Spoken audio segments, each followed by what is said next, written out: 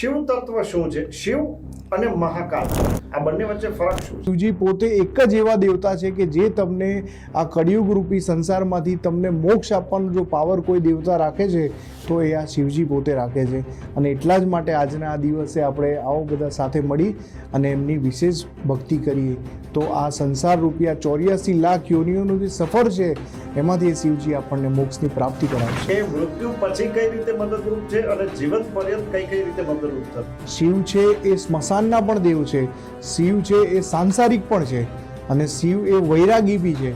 મારા જો હું એકદમ સિમ્પલ શબ્દમાં કહું તો શિવ એક બહુ સારા મેનેજમેન્ટ ગુરુ છે. એટલે શિવ જોડે આ જ વસ્તુ શીખવાની છે કે સંસારિક પણ આ જ સંસારમાં રહેવાનું છે અને વૈરાગી બી તમારે સંસારમાં રહીને કઈ રીતે તમારે વૈરાગ્ય વચ્ચે બેલેન્સ કરવાનું છે એ શિવ આપણને શીખવાડવા માંગે છે. એ શિવજીની પુત્રી છે અશોક સુંદરી. શિવલિંગમાં એમની પુત્રી પણ સમાયેલા છે.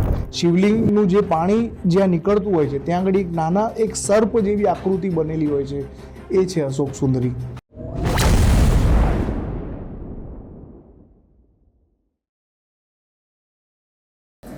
જય મહાકાલ, હર હર મહાદેવ, ઓમ નમઃ શિવાય. જી હા, શિવરાત્રિના પર્વનું એક અદકેરું મહત્વ છે. શિવરાત્રિના પર્વનું મહાત્મ્ય જ અલગ છે. શિવરાત્રિ પર વ્રત, જપ અને તપ શા માટે કરવામાં આવે છે તે આજે આપણે ખાસ સમજવાનું છે. પરંતુ તેની સાથે સાથે શિવ તત્વ શું છે અને ખાસ કરીને જોવા જઈએ તો જે 12 જ્યોતિર્લિંગ છે ને, આ 12 જ્યોતિર્લિંગ વિશે તો બધા જાણતા હશે, પણ આ 12 જ્યોતિર્લિંગ 12 રાશિઓ સાથે પણ સંલગ્ન છે તે કદાચ બહુ ઓછા લોકો જાણતા હશે. તો શિવરાત્રિનું 12 રાશિ પર કેવો પ્રભાવ રહેતો હોય છે, ભગવાન શિવ કઈ રાશિ પર કેટલા વધુ પ્રસન્ન અને ક્યાંક કેટલાક રૂઠેલા પણ છે, તે બધું જ આજે આપણે જાણવાનું છે. આજે અમારી સાથે કુમાર્સ બાયોસ્કોપમાં શિવરાત્રી સ્પેશિયલ એપિસોડમાં ખાસ જોડાયા છે પંડિત પ્રતીક શુક્લાજી. તો ચાલો તેમની સાથે શિવરાત્રીનું મહત્વ સમજીએ અને શિવરાત્રીના પર્વને લોકો શા માટે ઉજવે છે તે પણ જાણીએ. ગુરુજી, ખૂબ ખૂબ સ્વાગત છે અમારા કાર્યક્રમમાં. Thank you so much કુમારભાઈ. સૌથી પહેલા તો આપ એ બતાવો કે શિવરાત્રી તે ખરેખર શું છે? ખૂબ જ સુંદર સવાલ છે કુમારભાઈ. શિવરાત્રિ છે ને એ દર મહિને આવે છે, પણ આને કહેવાય છે મહાશિવરાત્રિ.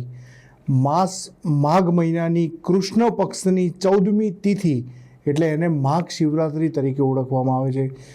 દર મહિને જેમ તેરસ આવે છે પ્રદોષ, એવી જ રીતે આ 14 પણ આવે છે, પણ ખાસ કરીને માઘ મહિનાની જ્યારે શિવરાત્રિ આવે ત્યારે એને આપણે મહાશિવરાત્રિ તરીકે ઓળખવામાં આવીએ છીએ. આનું ખૂબ જ મહત્ત્વ રહેલું છે અને આ વખતની શિવરાત્રિ એટલા માટે વિશેષ છે કુમારભાઈ કે આ વખતની શિવરાત્રિ તેરસ અને 14 બંનેનો સમન્વય છે. એટલે એવું કહી શકાય કે સાક્ષાત ભગવાન શિવ પોતે આ વખતે દરેકે દરેક શિવલિંગ પર બિરાજમાન રહેશે. તો આપણે આવો સાથે મળીને પ્રાર્થના કરીએ અને એમની કઈ રીતે ભક્તિ કરવી એના વિશે વિસ્તૃતથી ચર્ચા કરીએ. બિલકુલ. શિવરાત્રિની ભક્તિનું ખૂબ જ મહત્વ હોય છે. લોકો ત્યારે શિવમય બની જતા હોય છે, પણ શિવરાત્રિની ભક્તિનું શું ફળ હોય છે ને તે મને આજ સુધી ખબર તો નથી જ પડી અને ઘણા બધા લોકો જાણતા નહીં. હા, ભક્તિથી બધા શિવરાત્રિ કરે છે, તે દિવસે ફળાહાર કરે છે, તે દિવસે કોઈ અનાજ ખાતું નથી, પણ શિવરાત્રિનું એક્ઝેક્ટલી મહત્વ શું છે તેના વિશે આજે થોડી વાત કરીએ. હા, ખૂબ જ સુંદર સવાલ છે. સૌથી પહેલાં તો આપણે જ્યારે વાત કરીએ કે શિવરાત્રિ, ખાસ કરીને મહાશિવરાત્રિ કેમ આનું મહત્વ છે, શિવ પુરાણની અંદર 3 કથાઓ વર્ણવેલી છે. સૌથી પહેલાં તો આ દિવસે, આજના દિવસે શિવ ભગવાન પોતે શિવલિંગ રૂપે આ પૃથ્વી પર અવતરણ થયા હતા. એટલે શિવ ભગવાન બ્રહ્માજી અને વિષ્ણુજીની સામે એઝ અ શિવલિંગ તરીકે એમણે એમનો એક અંશ આપ્યો હતો. એટલા માટે આનું ખાસ વિશેષ મહત્ત્વ છે. બીજી વાત, ઘણા શાસ્ત્રોમાં એવું વર્ણન પણ છે અને ઘણા લોકો માને પણ છે કે આજના દિવસે શિવ અને પાર્વતીનો વિવાહ થયો હતો. એક બીજું મહત્ત્વ આ પણ છે મહાશિવરાત્રિનું. અને એક ત્રીજું મહત્ત્વ કે ખાસ કરીને જ્યારે સમુદ્ર મંથન થયું તો સમુદ્રની અંદર જે 9 રત્નો નીકળ્યા, એ 9 રત્નોમાંથી જે સૌથી ખરાબ જે હતું હલાહલ વિષ, એ આજના દિવસે શિવજીએ પોતે વિષ ધારણ કરી અને આ સમાજને એક એમનું એક બહુ જ સારું દ્રષ્ટાંત એમણે પૂરું પાડ્યું છે. એટલે જે દેવોના દેવ મહાદેવ છે કે જેમણે વિષ આ લઈ અને બધા લોકોને અમૃત પૂરું પાડ્યું છે. એટલા માટે આ દિવસનું આટલું વિશેષ મહત્વ છે. મહાશિવરાત્રિની તમે આ ખૂબ સુંદર વાત કરી. 3 અલગ અલગ વસ્તુઓ છે. જો કે મેં ક્યાંક એવું પણ જોયું હતું, સાંભળ્યું હતું કે ખરેખર આપણે જે માનીએ છીએ કે શિવ અને પાર્વતીના મહાશિવરાત્રિના દિવસે જે વિવાહ થયા હતા તેવું છે નહીં, એ કંઈક જુદી વાત છે. પણ એ જે વાયકાઓ વર્ષોથી ચાલતી આવે છે તેને આપણે આમ તો સ્વીકારવી રહી. હવે શિવ તત્વ શું છે? શિવ અને મહાકાલ આ બંને શબ્દો અત્યારે એક્ઝિસ્ટ છે. આ બંને વચ્ચે ફરક શું છે? શિવ એટલે આત્મા. શિવને એકદમ સિમ્પલ શબ્દમાં સમજવું હોય તો શિવ એટલે આપણી અંદર રહેલો આત્મા, આપણી અંદર રહેલું તત્વ, જેને શિવ તત્વ તરીકે કહેવામાં આવે છે. અને કાલ એટલે મહાકાલ, એટલે શિવ એટલે જીવન છે અને કાલ એ મૃત્યુ પછીની જર્ની છે. એટલે શિવ તમારા જીવતા જીવ પણ તમને મદદરૂપ થાય છે અને મર્યા પછી તો ડેફિનેટલી તમારે શિવના ચરણે જવું જ પડે છે, કારણ કે મોક્ષદાયી છે. શિવજી પોતે એક જ એવા દેવતા છે કે જે તમને આ કળિયુગ રૂપી સંસારમાંથી તમને મોક્ષ આપવાનો જો પાવર કોઈ દેવતા રાખે છે તો એ આ શિવજી પોતે રાખે છે. અને એટલા જ માટે આજના આ દિવસે આપણે આવો બધા સાથે મળી અને એમની વિશેષ ભક્તિ કરીએ તો આ સંસાર રૂપિયા 84 લાખ યોનિઓનું જે સફર છે એમાંથી શિવજી આપણને મોક્ષની પ્રાપ્તિ કરાવશે. તો મહાકાલ અને શિવ, બિલકુલ આ જે પહેલી વાર આ વસ્તુ સાંભળી કે શિવ જીવન પર્યંત પણ સાથે રહે છે, મૃત્યુ બાદ પણ શિવ સાથે રહે છે અને તમને મોક્ષ અપાવે છે. હવે આના વિશે હજુ થોડું કંઈક વધુ જો તમે જણાવી શકો દર્શકોને તો મને પણ થોડી તાલાવેલી લાગી છે કે મૃત્યુ પછી કઈ રીતે મદદરૂપ છે અને જીવન પર્યંત કઈ કઈ રીતે મદદરૂપ થતા હોય છે. જેવી રીતે ખૂબ જ સુંદર સવાલ છે આ. જેવી રીતે 3 શક્તિઓ જે પાવર છે કે આપણે બ્રહ્મા વિષ્ણુ મહેશ 3 દેવતા છે. બ્રહ્માજીએ સૃષ્ટિનું સર્જન કર્યું, વિષ્ણુ ભગવાન એનું સંચાલન કરે છે અને શિવ છે એના સંહારક છે. શિવ છે એ સ્મશાનના પણ દેવ છે, શિવ છે એ સાંસારિક પણ છે અને શિવ એ વૈરાગી બી છે. મારા જો હું એકદમ સિમ્પલ શબ્દમાં કહું તો શિવ એક બહુ સારા મેનેજમેન્ટ ગુરુ છે.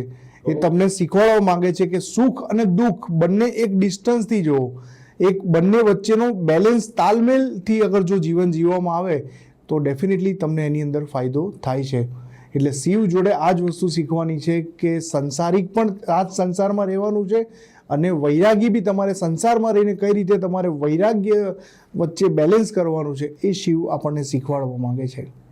તો આવું તો આમ તો આપણે કૃષ્ણ ભગવાન માટે બહુ જાણીતું છે કે કૃષ્ણ ભગવાન છે એ પૂર્ણ પુરુષોત્તમ હતા કે ભાઈ એ બધી જ રીતના રૂપ ધારણ કરી શકે, દરેક જગ્યાએ એકદમ ફ્લેક્સિબલ, કોઈ પણ પરિસ્થિતિમાં એ ઢળી શકે. પણ શિવજી પણ આવા છે. હવે આના કોઈ એક બે ઉદાહરણ આપી શકશો કે વૈરાગ્યમાં પણ એમનું કોઈ ઉત્તમ ઉદાહરણ હોય, સંસારમાં પણ હોય?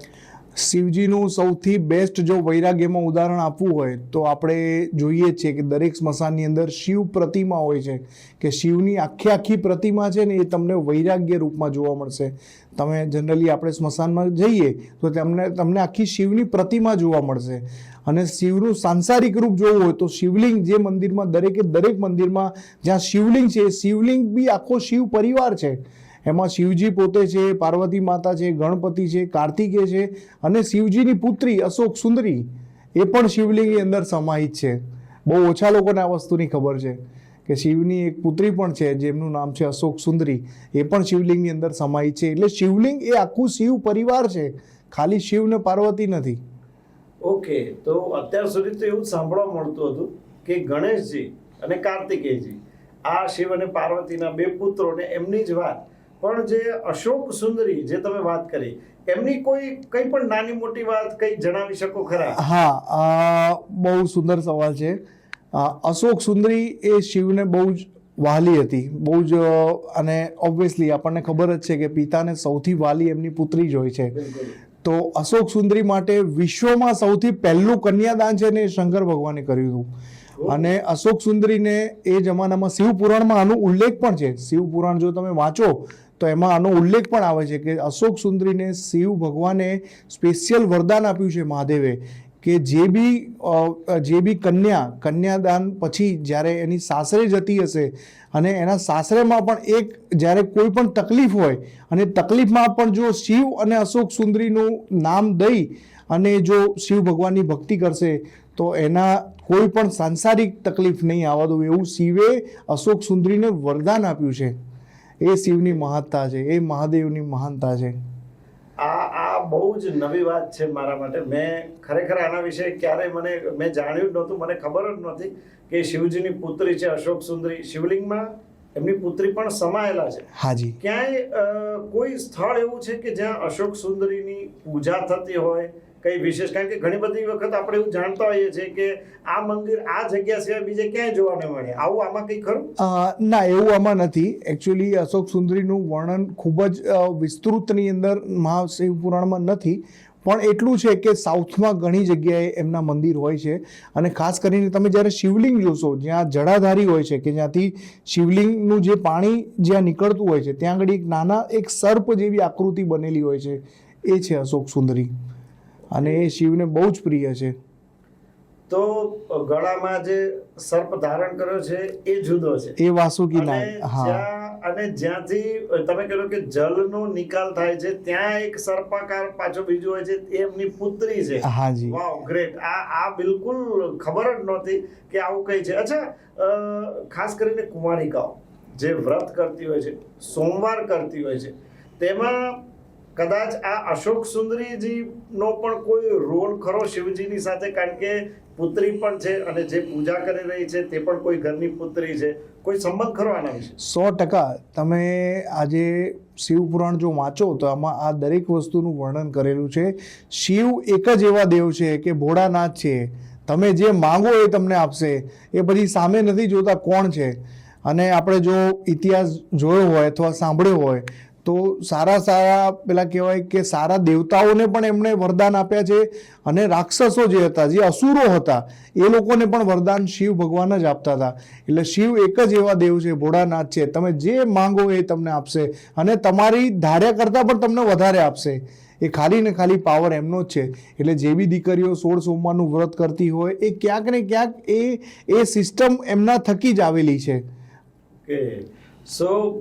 ભોળાનાથ એટલે જલ્દી માની જાય એવા આમ તો ભગવાન ખરા. એટલે કંઈ પણ માંગવું હોય તો આમ તો બીજી કોઈ માનતા કરતા શિવજીની માનીએ તો કદાચ વધુ સારું રહે. પણ શિવજી ઘણી વખત કેટલીક રાશિને ફળે, કેટલીક ના ફળે, એ પણ આપણે આગળ જોઈશું. પણ અત્યારે એક બીજી પણ વસ્તુ મને પૂછવાનું મન થાય છે. મહાશિવરાત્રિનું જે વ્રત છે તે એક્ઝેક્ટલી શું છે, કેવી રીતે કરવામાં આવે છે, અને એ સમયે કોઈ મંત્ર જાપ કે પૂજા કોઈ વિશેષ હોય એનું શું મહત્વ છે? ખૂબ જ સુંદર સવાલ પૂછ્યો. શિવરાત્રિ છે, પહેલાં તો શિવરાત્રિ અને મહાશિવરાત્રિ વચ્ચેનું મેં અંતર તમને સમજાયું. આ વખતનો જે સંજોગ છે કે આ વખતે 13 અને 14 બંનેનો સમન્વય છે. એટલે આ વખતે તો શિવજી તો હાજર રહેશે જ, પણ આખો શિવ પરિવાર પણ આ વખતે હાજર રહેવાનો છે.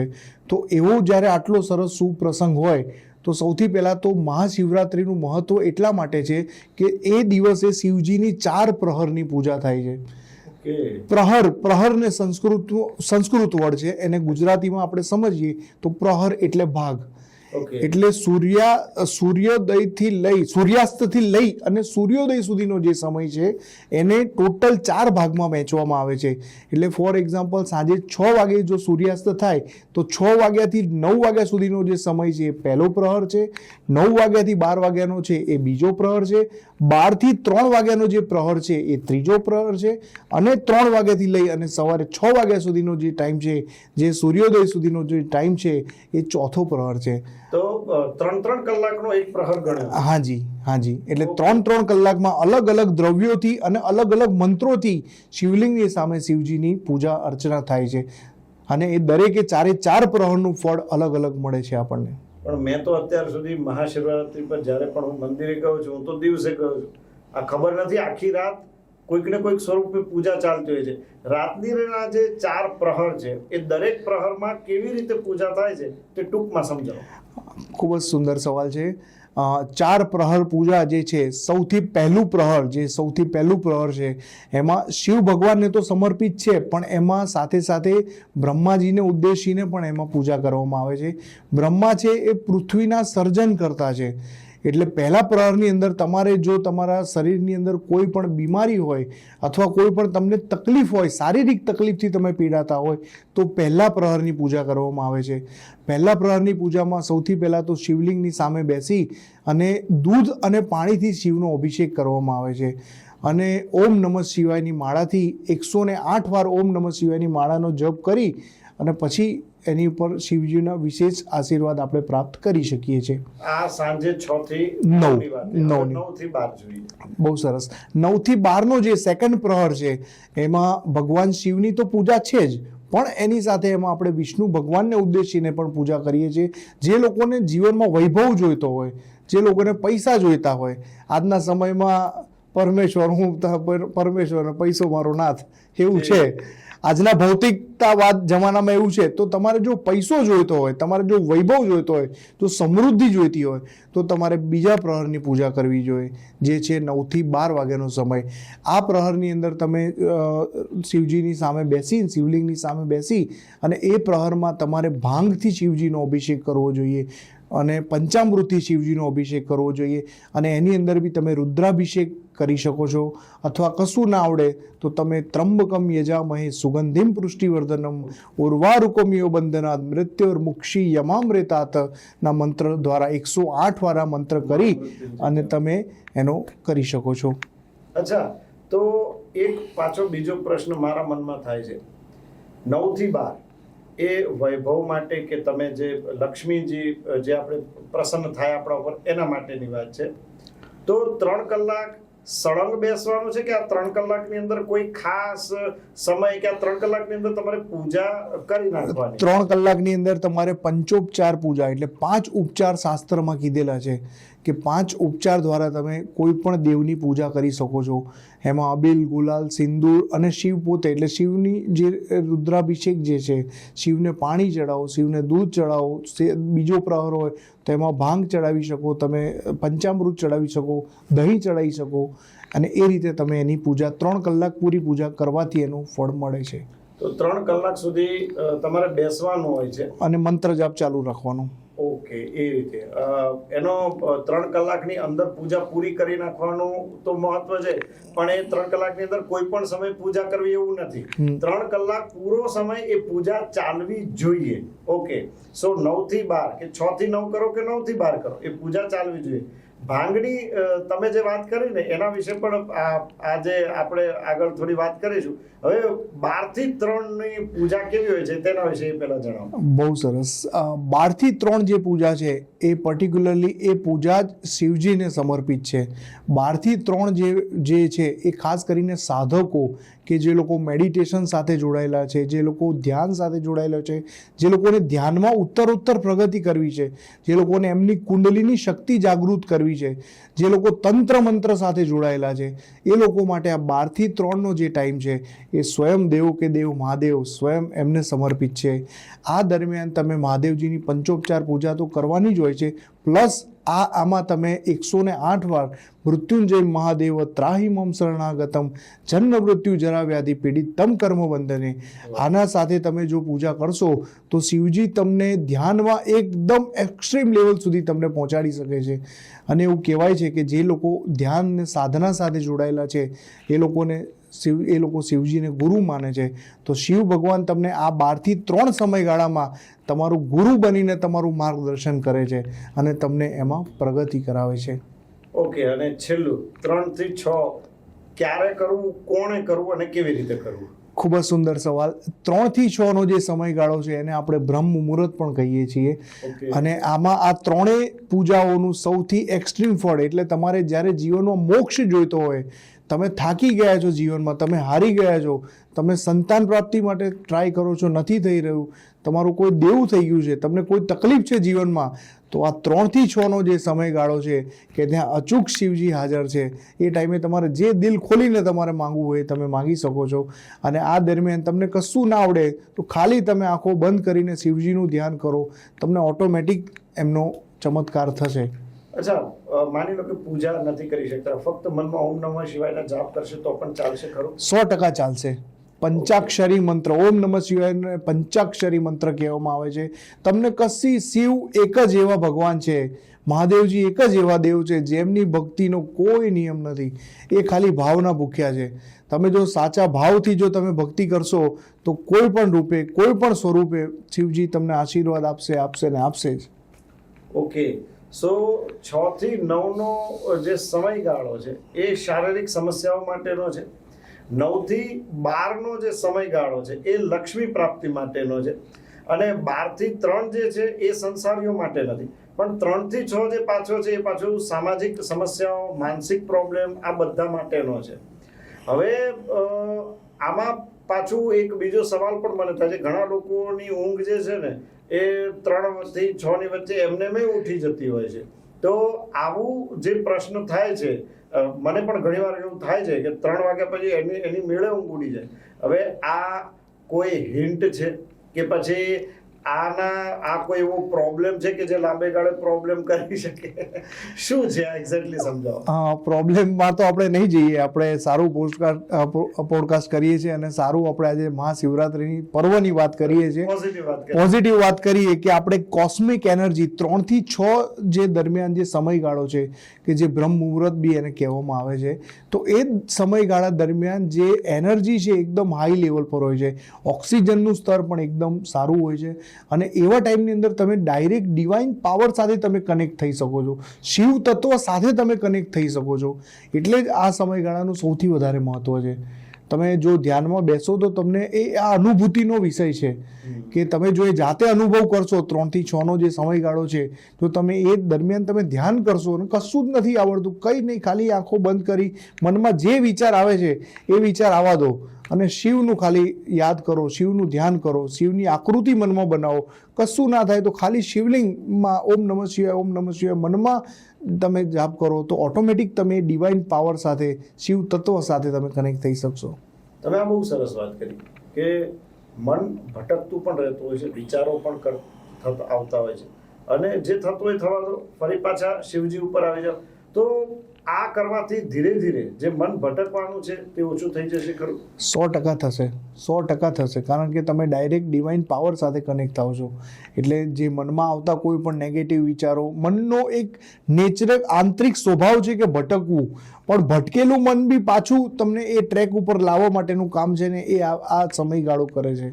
ઓકે, એટલે મનમાં ઘણા બધા વિચાર આવતા હોય, ઓવર થિંકિંગના પ્રોબ્લેમ રહેતા હોય. ઘણા આજકાલ બહુ જ કહે છે લોકો ડિપ્રેશન છે. તો એવા લોકોએ તો ખાસ આ 3 થી 6 નો જે સમયગાળો છે એનો સદુપયોગ કરવો જોઈએ. અને કરો મિત્રો, આ વખતની આ જે મહાશિવરાત્રિ છે એનો ફાયદો લો તમને. અચ્છા ગુરુજી, ઘરની અંદર બેસીને કરી શકાય કે ગેલેરીમાં કે ક્યાંક થોડુંક ખુલ્લામાં જઈએ તો વધુ સારું? કારણ કે તમે કોસ્મિક એનર્જીની વાત કરી.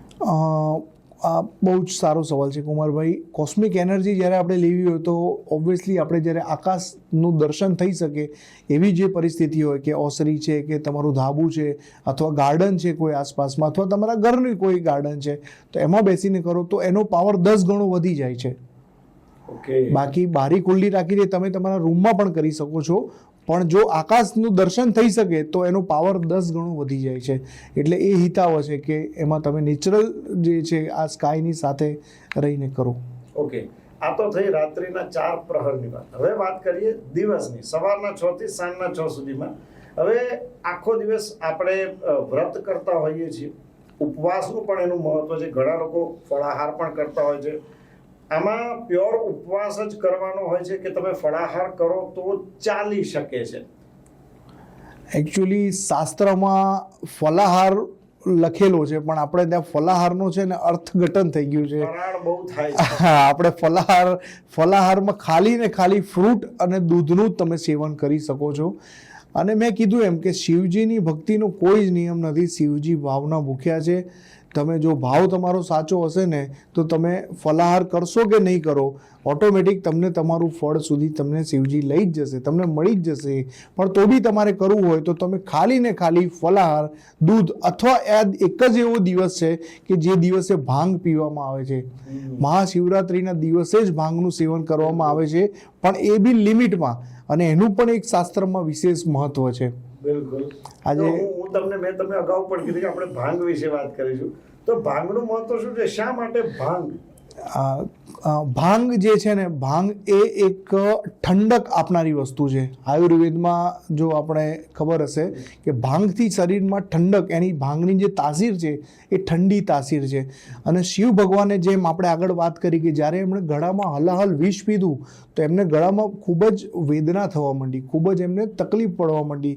તો એમની તકલીફ શાંત કરવા માટે થઈને પાર્વતી માતાએ એમને સૌથી પ્રથમવાર, પાર્વતી માતા એટલે પોતે અન્નપૂર્ણા દેવી છે, એમને સૌથી પ્રથમવાર શિવજીને ભાંગનો અભિષેક કર્યો હતો ને એમને ભાંગ પીવડાવી હતી. અને એનાથી શિવજીને ગળામાં ખૂબ જ રાહત થઈ હતી. એટલે આ વિશેષ મહત્વ છે કે આ દિવસે ભાંગ પીવામાં આવે છે. અને બીજી વસ્તુ કે ભાંગનો એક પોઝિટિવ ગુણ એવો છે કે ભાંગમાં તમે જે પણ કાર્ય કરતા હોય એ કાર્ય તમે કન્ટિન્યુઅસ એક જ જગ્યાએ બેસીને કરી શકો છો. એટલે આપણા ઋષિ મુનિઓ, આપણા જે સાધકો છે એ લોકો ભાંગનો ઉપયોગ ધ્યાનમાં અંદર ઉતરવા માટે કરતા હતા કે તમે ભાંગ પીધા પછી તમે કોઈ પણ કાર્યમાં, ખાસ કરીને ધ્યાન, મેડિટેશન, યોગ સાધનામાં તમે ખૂબ જ ઊંડા લેવલ સુધી જઈ શકો છો. એટલા માટે ખાસ કરીને આ દિવસે ભાંગ પીવામાં આવે છે. અને શિવજીને 5 વસ્તુ સૌથી પ્રિય છે, એમાંની એક ભાંગ છે. સૌથી પહેલાં શિવજીને પ્રિય છે બીલીપત્ર, ભાંગ, ભસ્મ, દૂધ અને પાણી.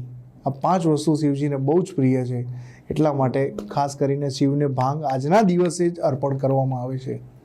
અચ્છા, મહાશિવરાત્રિએ જે આપણે વ્રત કરીએ, આપણે ઉપવાસ કરીએ, માત્ર ફળ અને દૂધની તમે જે વાત કરી, ફળ અને દૂધ જ ખાઈએ, ચલો બીજું આપણે કોઈ ફરાળની વાત નથી કરતા, આનું સ્વાસ્થ્ય પર આની શું અસર થતી હોય છે? સ્વાસ્થ્ય પર હવે ધીરે ધીરે જ્યારે આપણે શિવરાત્રિની વાત કરીએ તો શિવરાત્રિ એટલે ફાગણ મહિનો શરૂ થવાનો આગળનો દિવસ, એટલે બીજા દિવસે ફાગણ મહિનોની શરૂઆત થાય છે. ફાગણ મહિનો એટલે ગરમીનો મહિનો.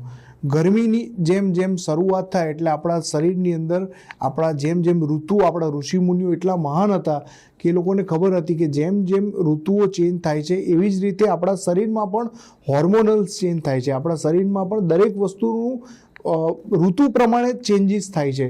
એટલા માટે આનું એક મહત્ત્વ એ પણ છે કે તમે આવા દિવસે જો લાઇટ વસ્તુ ખાવામાં આવે તો એનાથી જે ગરમીની શરૂઆત થઈ રહી છે તો એનાથી તમારે આવનારા જે 4 મહિના કે 3 કે 4 મહિના જે ગરમીના મહિના છે તો એ દરમિયાન તમારા શરીરમાં ઠંડકનો અનુભવ રહે અને તમને ગરમી ઓછી લાગે.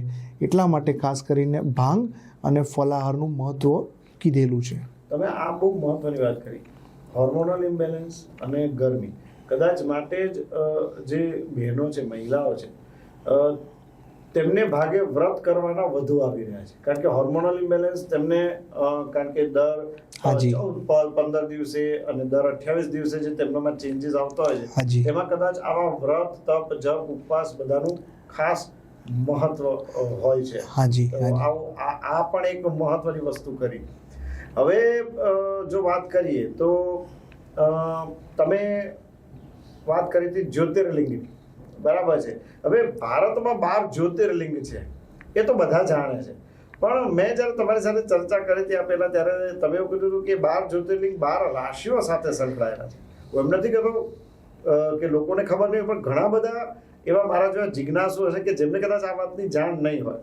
તો આ 12 જ્યોતિર્લિંગ કયા કયા છે અને તે કઈ રાશિ સાથે સંલગ્નતા ધરાવે છે? ખૂબ જ સુંદર સવાલ છે કુમારભાઈ. 12 જ્યોતિર્લિંગ ની પાછળ પણ એક વિશેષ મહત્વ છે કે કેમ 12 જ જ્યોતિર્લિંગ છે, કેમ 11 નથી કે કેમ 13 નથી. કારણ કે દરેક જ્યોતિર્લિંગમાં પહેલાં તો જ્યોતિર્લિંગ એટલે શું? જ્યોતિર્લિંગ એટલે જ્યોતિમય, જ્યાં આગળ શિવ પોતે, શિવ ભગવાન પોતે એક અંશ રૂપે પ્રકટ થયા, એટલા માટે એને જ્યોતિર્લિંગ કહેવામાં આવે છે. બીજા બધા શિવલિંગ એક સાઈડ, અને જ્યોતિર્લિંગનો એક અદ્ભુત પાવર છે કારણ કે સ્વયંભૂ શિવ ભગવાનનો જ એક અંશ છે અને શિવ ભગવાને જ એને પ્રકટ કરેલા છે. એટલા માટે એ જ્યોતિર્લિંગનું એ સ્થાનનું એ મહત્વ છે. એટલે 12 રાશિ જે આપણી મેષ, વૃષભ, મિથુન, કર્ક, સિંહ, કન્યા, તુલા, વૃશ્ચિક, ધન, મકર, કુંભ, મીન, આ 12 રાશિનું એક જ્યોતિર્લિંગ સાથેનું ઊંડાણપૂર્વક જોડાણ રહેલું છે. અને મિત્રો, ખાસ કરીને આ જે મહાશિવરાત્રિ પર આજે આપણે વાત કરીએ છીએ તો આજના દિવસે સંકલ્પ લો કે આવનારા 1 વર્ષની અંદર જ્યારે પણ સમયની અનુકૂળતા હોય તો આ દરેક જે પણ રાશિઓ છે એ જાતકો એકવાર એ અવશ્ય જ્યોતિર્લિંગની મુલાકાત લઈશું. તો હવે આપણે એ જોઈએ કે આ 12 જ્યોતિર્લિંગ કયા કયા છે અને કયા જ્યોતિર્લિંગ સાથે કઈ રાશિ જોડાયેલી છે. કારણ કે મને પણ હવે તાલાવેલી જાગી છે કે મારું જે રાશિ છે મિથુન રાશિ એ કયા જ્યોતિર્લિંગ સાથે જોડાયેલી છે. તો આપણે 12 ને વારાફરતી વાર આ ગુરુજી જોઈ લઈએ. ખૂબ જ સુંદર. સૌથી પહેલા છે મેષ રાશિ. તો મેષ રાશિના જે જાતકો છે એમણે સૌરાષ્ટ્રની અંદર જે સોમનાથ દાદા છે એમનું ખાસ એમણે વર્ષમાં 1 વાર તો ત્યાં જવું જ જોઈએ અને ત્યાં જઈ અને એમના દર્શન લઈ અને આશીર્વાદ પ્રાપ્ત કરવા જોઈએ. બીજી રાશિ વૃષભ રાશિ. વૃષભ રાશિના જે શિવલિંગ છે એ બીજું જ્યોતિર્લિંગ જે છે એ શ્રી સેલમની અંદર મલ્લિકાર્જુન જ્યોતિર્લિંગ છે, આંધ્રપ્રદેશ સ્થિતમાં ત્યાં આગળ આવેલું છે. તો જે વૃષભ રાશિના જાતકો છે એ લોકોએ ત્યાં જઈ અને એમના વિશેષ આશીર્વાદ પ્રાપ્ત કરવા જોઈએ. ત્રીજી રાશિ જે છે એ મિથુન રાશિ, એટલે કુમારભાઈ તમારી રાશિ. મિથુન રાશિના જે જાતકો છે એમણે ઉજ્જૈનની અંદર દેવ કે દેવ મહાદેવ મહાકાલ પોતે, તો એમનું ત્યાં આગળ જઈ અને ત્યાં આગળ એમના દર્શન કરી અને વિશેષ આશીર્વાદ પ્રાપ્ત કરવા જોઈએ. ચોથી રાશિ છે એ કર્ક રાશિ છે. કર્ક રાશિના જે જાતકો છે એ લોકોએ ઓમકારેશ્વર, એટલે ઉજ્જૈનથી આગળ થોડા 100 કિલોમીટર આગળ ઓમકારેશ્વર જ્યોતિર્લિંગ છે, નર્મદા નદીને કિનારે આવેલું છે, એના ત્યાં આગળ જઈને કર્ક રાશિના જાતકોએ વિશેષ આશીર્વાદ એમના પ્રાપ્ત કરવા જોઈએ. પાંચમી રાશિ છે સિંહ રાશિ. સિંહ રાશિના જે જાતકો છે એ લોકોએ વૈજનાથ, એટલે અહીંયા ઝારખંડની અંદર આવેલું છે પરલી વૈજનાથ જે કહેવામાં આવે છે, ત્યાં આગળ જઈ અને એ સિંહ રાશિના જાતકોએ ત્યાં જઈને એમના દર્શન કરવા જોઈએ. કન્યા રાશિના જાતકોએ ભીમાશંકર મહારાષ્ટ્રની અંદર આવેલી એક જગ્યા છે, ત્યાં આગળ જઈ અને એમના શિવજીના દર્શન કરવા જોઈએ. રામેશ્વરમ, જે તુલા રાશિના જે જાતકો છે એ લોકોએ રામેશ્વરમમાં જઈ અને શિવજીના દર્શન કરવા જોઈએ. વૃશ્ચિક રાશિના જે જાતકો છે એ લોકોએ ખાસ કરીને નાગેશ્વર જે આવેલું છે, નાગેશ્વર મંદિર, આપણે નાગેશ્વર દ્વારકાની બાજુમાં નાગેશ્વર ધામ આવેલું છે, તો ત્યાં જઈ અને જે આ લોકોએ વૃશ્ચિક રાશિના જાતકોએ ત્યાં જઈને શિવજીના આશીર્વાદ પ્રાપ્ત કરવા જોઈએ. ધન રાશિના જે જાતકો છે એ લોકોએ વારાણસી એટલે કાશી વિશ્વનાથ, એમના દર્શન કરવા જોઈએ. એમના દર્શન કરવાથી વિશેષ એમને આશીર્વાદ પ્રાપ્ત થશે. મકર રાશિના જે જાતકો છે, મકર રાશિના જાતકોએ ત્રંબકેશ્વર, નાસિકની પાસે ત્રંબકેશ્વર આવેલું છે, ત્યાં આગળ જઈ અને એમના આશીર્વાદ પ્રાપ્ત કરવા જોઈએ. કુંભ રાશિના જે જાતકો છે એ લોકોએ ખાસ કરીને હિમાલયની અંદર કેદારનાથ, જે 4 ધામનું એક ધામ કેદારનાથ છે, ત્યાં જઈને એમના આશીર્વાદ પ્રાપ્ત કરવા જોઈએ. અને મીન રાશિના જે જાતકો છે એ લોકોએ મહારાષ્ટ્રની અંદર આવેલું છે ગ્રીષ્મેશ્વર જે જ્યોતિર્લિંગ છે એ ઔરંગાબાદ ડિસ્ટ્રિક્ટ, એટલે હવે સંભાજીનગર એનું નામ થઈ ગયું, એ જગ્યાએ ત્યાં જઈને શિવજીના વિશેષ આશીર્વાદ પ્રાપ્ત કરવા જોઈએ. આમ 12 રાશિઓએ આ 12 જ્યોતિર્લિંગ પર એટલીસ્ટ વર્ષમાં 1 વાર જઈ અને પૂજા અર્ચના કરી અને શિવજીના વિશેષ આશીર્વાદ પ્રાપ્ત કરવા જોઈએ. ઓકે, તો એનો મતલબ એમ થયો કે જે રાશિ છે એ પ્રમાણે જો તમે જે તે જ્યોતિર્લિંગના દર્શન કરશો તો તમારી પર 12 માસ કૃપા રહેશે. એનો મતલબ તો એ જ થઈ ગયો છે. હાજી. હવે ઘણી વખત આપણે એવું સાંભળ્યું, એટલે તો મેં એવું સાંભળ્યું, ઘણા લોકો એવું કહેતા હોય છે કે ભાઈ દરેક માટે દરેક ભગવાન નથી હોતા, દરેક ભગવાન દરેકને નથી ફરતા. પણ આપની વાત પરથી તો એવું લાગે છે કે શિવજી આવો ક્યાંય ભેદભાવ રાખતા જ નથી અને દરેક વ્યક્તિ પર એની બહુ જ સારી અસર એ છોડતા હોય છે. હવે 2026નું અત્યારે આ વર્ષ ચાલી રહ્યું છે. આપણે 12 રાશિ પર મહાશિવરાત્રિ પર જો કોઈ વ્રત કરે તો એની અસર કઈ રીતની રહેશે એ જો તમે ટૂંકમાં જણાવી શકો તો. 12 રાશિમાં આમ તો દરેક રાશિવાળા માટે, શિવજી માટે એવું કહેવાય, મેં આપણે સૌથી પહેલાં કીધું એ રીતે કે શિવજી એ દરેક માટે સમાન છે અને દરેક રાશિના જાતકો એમની ભક્તિ કરી શકે છે. પર્ટિક્યુલરલી 12 રાશિનું જો વાત કરું તો ખાસ કરીને મિથુન રાશિવાળા માટે શિવજીના વિશેષ આશીર્વાદ પ્રાપ્ત હોય છે. ઓકે. હાજી, કારણ કે મિથુન રાશિમાં આદ્રા નક્ષત્ર ફોલ થાય છે. એ આદ્રા નક્ષત્ર એ શિવજીનું સૌથી વિશેષ પ્રિય નક્ષત્ર છે. એટલે મિથુન રાશિ પર તો શિવજીના વિશેષ આશીર્વાદ પ્રાપ્ત છે જ, પણ બાકીની રાશિઓ માટે પણ સારું છે ઓવરઓલ. અને મેં કીધું એમ કે 12 રાશિના કોઈ પણ જાતક, કોઈ પણ વ્યક્તિ શિવજીનું સાચા ભક્તિ, સાચા ભાવથી જો એમનું પૂજા ભક્તિ કરશે, રુદ્રાભિષેક કરશે, તો ડેફિનેટલી આ વખતે મહાશિવરાત્રિ પર એમને ફાયદો થશે ને થશે જ. ઓહ, શું વાત છે. આ આર્દ્ર નક્ષત્ર આ વર્ષે છે કે દર વર્ષે હોય છે? દર મહિને આવે. દર મહિને આવે છે, તો વાંધો નથી. મને એમ કે ખાલી આ વર્ષ પૂરતું હોય, દર મહિને. આવતા વર્ષે પછી શું કરવું ને વિચારી લેવું પડશે. દર મહિને. હવે આપણે એ જોઈએ કે ભગવાન શિવ સંસારી પણ છે, વૈરાગી પણ છે, પણ આ બધા વચ્ચે આર્થિક રીતે કઈ રીતે મદદ કરી શકે? કારણ કે તમે પેલું પાછું કીધું કે બીજો જે પ્રહર છે એ પાછો ધન પ્રાપ્તિ માટેનો છે.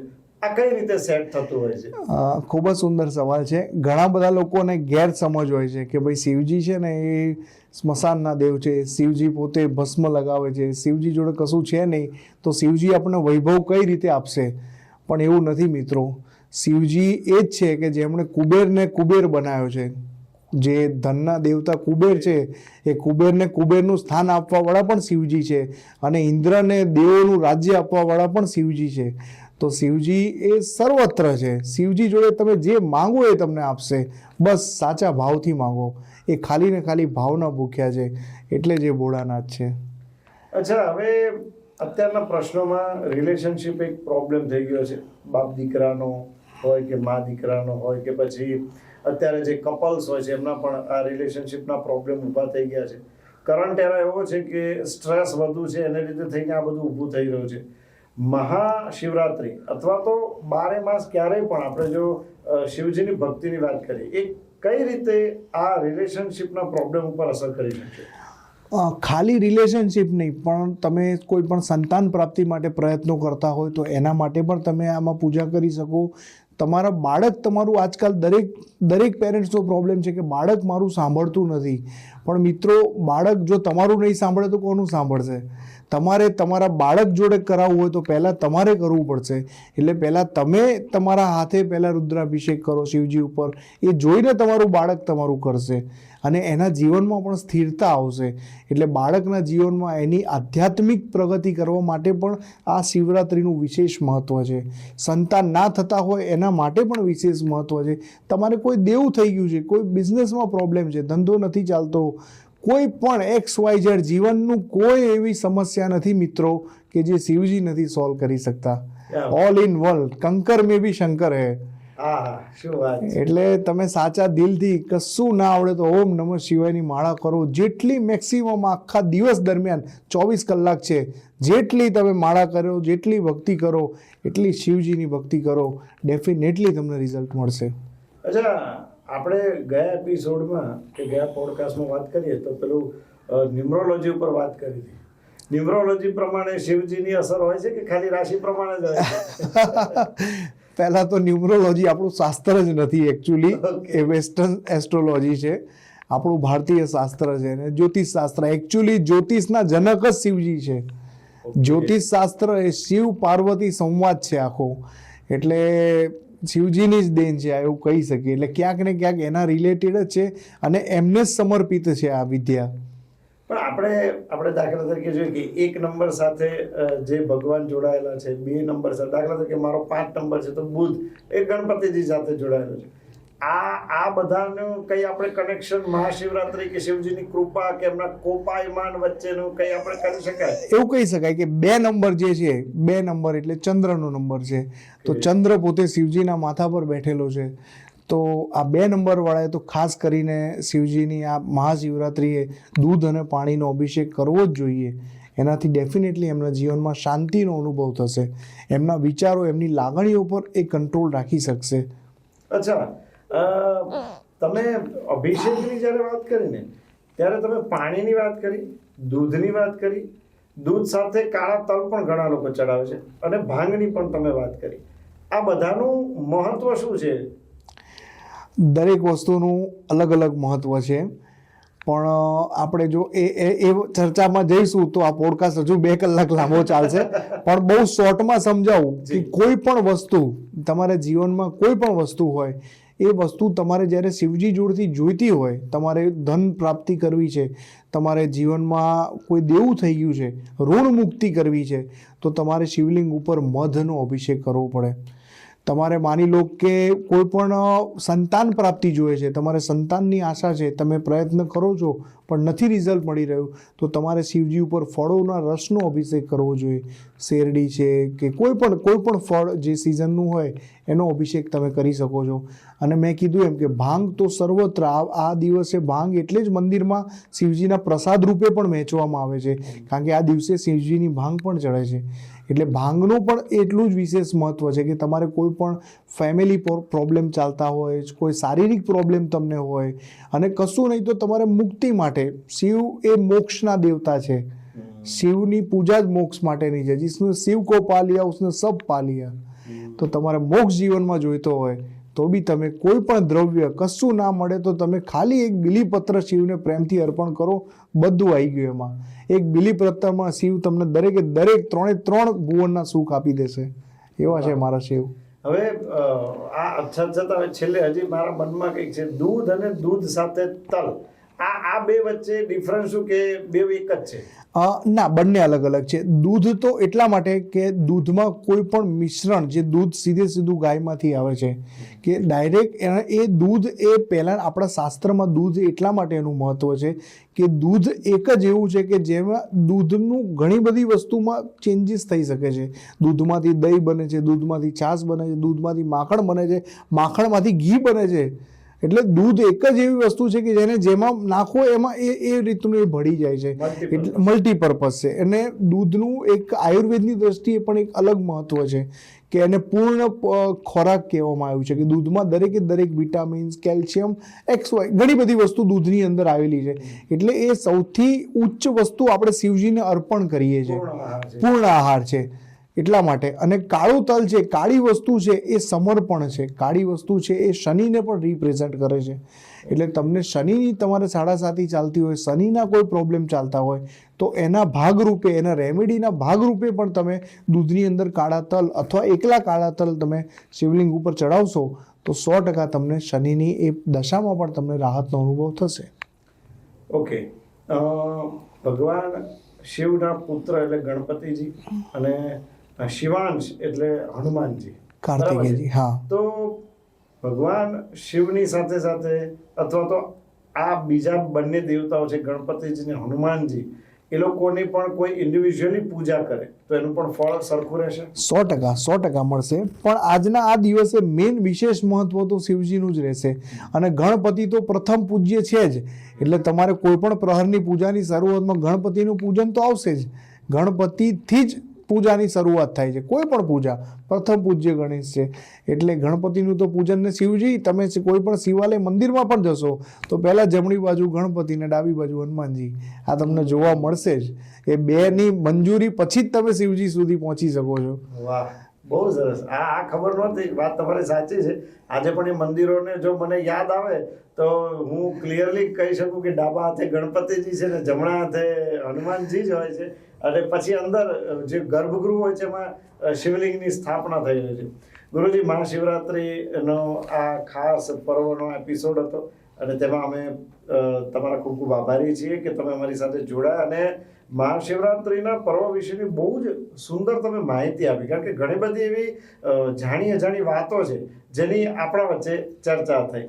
તો આપ અમારી સાથે જોડાયા તે બદલ આપનો ખૂબ ખૂબ આભાર. થેન્ક યુ કુમારભાઈ, મને બોલાવવા બદલ ખૂબ ખૂબ આભાર. હર હર મહાદેવ. હર હર મહાદેવ.